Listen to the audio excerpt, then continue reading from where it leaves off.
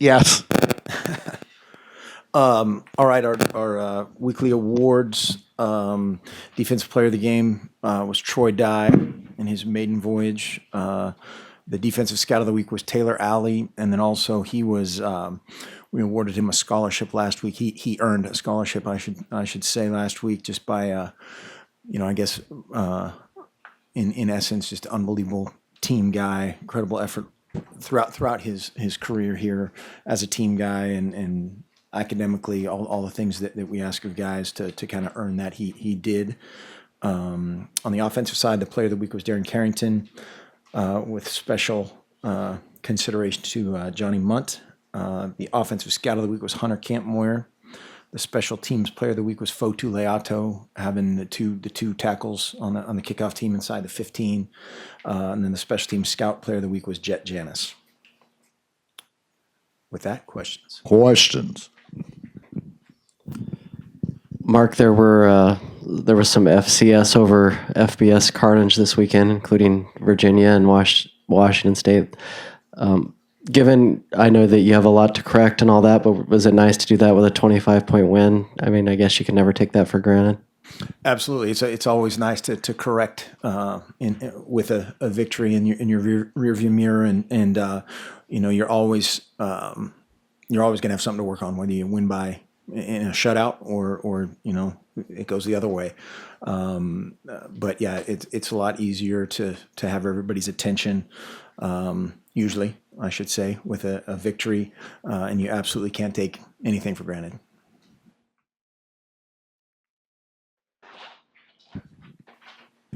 Being yesterday our first chance to talk to Troy Dye, he seems like just kind of a very humble, bring your lunch pail to work kind of guy. Is that the kind of attitude he brings around the locker room?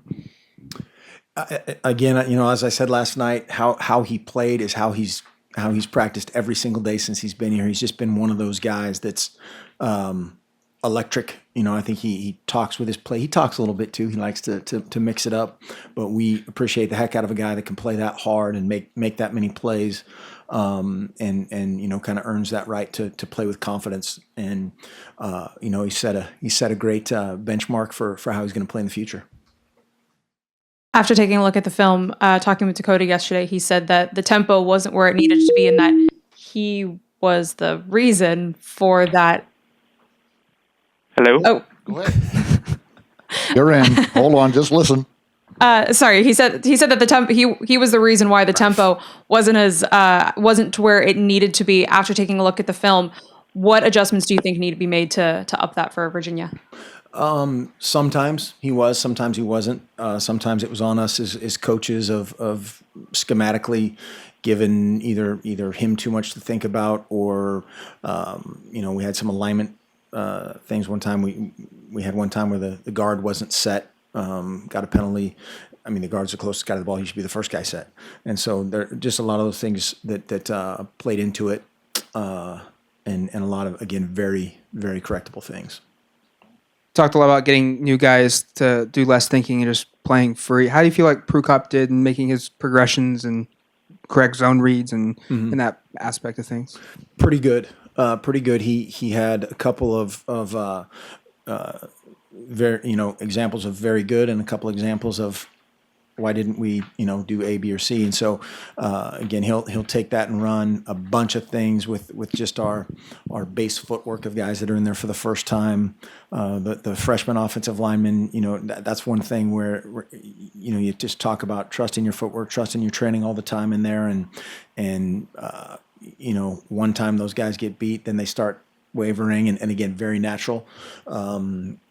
Had one time just on the defensive side where never seen that before, how it happened. Jalen Jelks, a drop end, trips a guy in coverage, and his guy's wide open, and very bizarre how that came about. So just a lot of things like that can be easily rectified. Going forward this season, would you give any thought to, say, putting Justin Herbert in a third series of a game or something, just to give him like a meaningful drive instead of kind of waiting to see what happens at the end? Not at this point. If that became something, where it was a little more merited just on how training has gone, that we would do that. Chantel and Andrew, I trust that you're on the line if you have a question. Not sure if Chantel's on the line, but I just got patched through. For Mark, in the past you've said that season opening wins, early wins, maybe it's a lot of miscues, some errors, and they're not quite up to your standard. But it's important to know that you guys did win, and that's really hard in college football.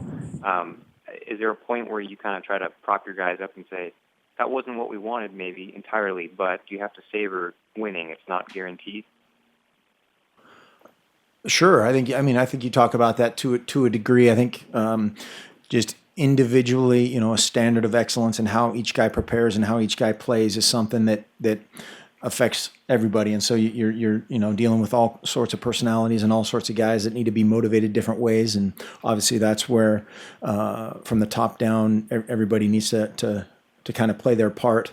But yeah, celebrating wins is a lot more fun. I mean, it is hard to win in college football, and there's a lot of competition. We're talking about. They were just asking about the Washington State game. I guarantee every kid at Eastern Washington, probably wanted to go to Washington State at some point and has been thinking about that all year long, and every workout over the summer, every rep in the weight room, and they prepare differently for those guys, and so. You cannot take any of that for granted. Yeah, if I might get one more in, Dave, watching Charles out there on the takes direct snaps on special teams. I know it was asked a couple weeks ago about Taylor Alley and how he doesn't have necessarily a natural spot in a rotation right now, but he is the best holder. Are you guys trying to maybe think of a way to get Charles to be a holder? So you can cut down one guy on a travel squad and maybe make Charles a little more multi-dimensional and give you guys that threat on extra points. Well, we're certainly trying to utilize him as a weapon, absolutely. And no, on the other part of that as a roster spot, Taylor Alley is our primary holder, and Charles is a holder as well. And so that won't. It won't be one or the other type of situation going forward. Hey, Andrew, one thing I think you may have missed before you got on the call, Coach Helfrich had mentioned that Taylor Alley had been awarded a scholarship last week, I believe. Anyway. After having 24 hours to digest this, what are some of the things that you're most encouraged about seeing that on the film? Most encouraged about, I think we have a lot of young talent and a lot of guys that I just can't wait to see where these guys are down the road, several weeks from now, and our job obviously is to make that happen as fast as possible, make those developments occur minutely rather than weekly, and so we try to make that happen and expedite that. But the young offensive linemen, when they did their thing, it was good. When we weren't very good, it wasn't very good. Had a couple of protection mistakes, had a couple fits in the run game defensively, or several fits in the run game defensively that when you've got, again, two guys misfitting a fly sweep, a two-back power play, and that we had a couple runs pop on us.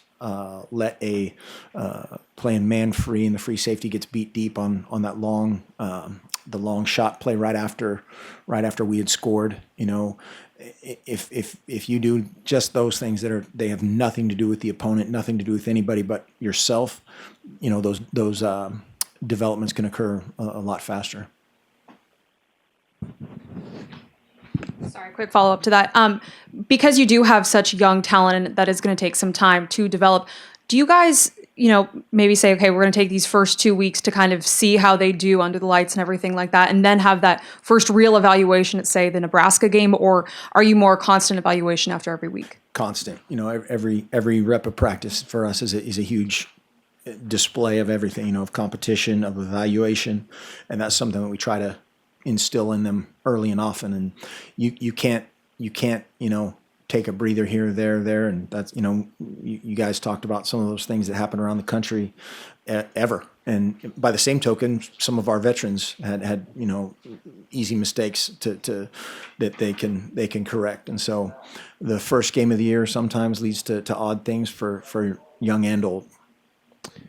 Brady Hoke was joking with us about how good it felt to, be back into a college football game. You've worked with him for months now, but could you sense like how excited he was to be back into the swing of things? Definitely. I was joking with him beforehand. If after this game he's going to be wrong, no matter what, right? He can't, unless he gives up 0 yards and 0 points, he's going to be questioned. And as a member of the media, that probably didn't happen. But he's loving it. Loves the competition and the grind today of getting it corrected and flipping the page to the next opponent. It's something that's just kind of in you, or it's not. It's definitely in him. You hit on this briefly last night, but limiting punt return yardage. What were all the factors that went into that? And point of pride, I think you've mentioned that was something you wanted to address coming off of last year. Yeah, definitely. Our punt team wasn't good enough last year, and we went about that and tried to solve that some in recruiting, just having a little bit more depth, particularly some kind of your linebacker body types that can protect and cover, and so hopefully that will pay dividends throughout the season. But protecting obviously is the first thing. The mechanics of the snap and kick, directionally kick, and get guys that can really run on the outside. Fair catches win games, and if you're doing those other things correctly, we had the one time where the guy let it bounce and fielded the punt, which he had done the previous year a few times, and we showed the guys the opportunities that happened the year before, and so encouraged by that, and we'll have a lot more tests as we play different people. Going into fall camp or through fall camp, you said linebacker was probably one of the toughest positions to kind of get a feel of how that would shake out depth-wise. How do you feel like this group performed? And then I guess secondly, it seemed like the 3 guys that started in McDowell were kind of maybe your 4 primary guys. How do you envision that depth growing down the road, or is that kind of a set number right now? Yeah, it'll be dynamic just in terms of who we're playing, the personnel who we're playing, what type of offense their base is, and then how they substitute will essentially match that. But Dye, Reagan, and AJ, for the most part, were really good. Had some alignment things that kind of was on them as far as communicating. Had some run fits that were on them that again are very correctable. And then from there had a few other guys in there, some good, some bad, and that will be ongoing as far as who's the 4, 5, 6, 7, 7th person into that rotation. Anything else? Andrew, any more questions? Nothing for me, Dave. Appreciate it though. That's it. All right, thanks. Thanks.